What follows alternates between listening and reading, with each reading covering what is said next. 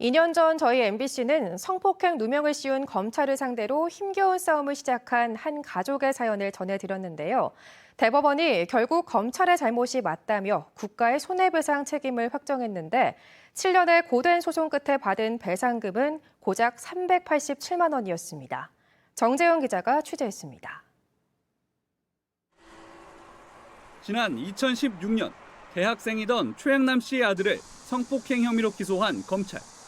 사건 당시 만취 상태였다며 부인하던 최 씨 아들에게 정액이 발견됐다는 성폭력 진료 기록 등을 들이밀어 기억은 나지 않지만 인정한다는 자백을 받아냈습니다. 하지만 이 진료 기록, 여성체액을 정액으로 착각한 수련이의 오진이었고 국과수 유전자 감정에서도 최 씨 아들의 DNA는 검출되지 않았습니다. 심지어 검찰은 피고인 측 변호사의 요구가 있을 때까지 혐의 입증에 불리한 이 유전자 감정서를 법정에 증거로 제출하지 않았습니다. 무죄 확정 판결 이후 최 씨 가족은 검사와 수사관을 징계하라며 낸 세 차례의 진정을 검찰이 받아들이지 않자 마지막 수단으로 국가배상 청구를 택했습니다. 한마디의 사과도 없었습니다.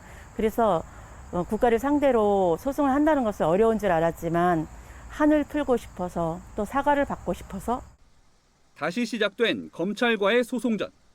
1심 재판부는 검찰이 내지 않은 유전자 감정서가 자백이나 부인, 방어권 행사에 결정적 영향을 미치는 자료라며 정신적 손해배상을 하라고 판결했고 2심 역시 같은 결론이었습니다. 피고인에게 유리한 증거라도 법원에 제출해야 한다는 검사의 객관 의무를 위반해 배상 책임이 있다고 판단한 겁니다. 검찰이 또 인정하지 않으면서 대법원까지 올라간 최 씨 가족 사건은 결국 발생 7년 만에 국가배상 확정으로 마무리됐습니다. 검찰이 보낸 배상금은 지연이자 87만 원을 포함해 387만 원이 전부였습니다. 액수는 크게 중요한 것이 아니에요. 300을 받든 3천을 받든 3억을 받든 우리가 잘못이 없었고 검사가 잘못했다는 것을 공식적으로 대법원까지 가서라도 인정받았다는 것에 큰 의미를 두고 있습니다. 무죄 확정으로 기소에 문제가 있었던 게 밝혀지고도 무려 12명의 검사를 투입해 배상 책임이 없다고 버틴 법무부와 검찰.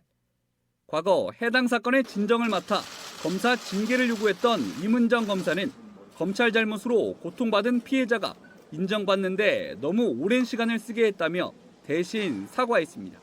검찰에서 이러면 안 되는데 3세판 끝까지 가보자 내지는 내가 있을 동안은 폭탄 돌리기로 버텨보겠다라는 작태를 검찰이 이제는 좀 멈춰줬으면 하는 게 제 생각이고요. 국가배상 소송을 해서 대법원까지 다시 갔다는 것 사실 자체가 2022년 이제 확정됐다는 게 비극이라고 저는 생각합니다.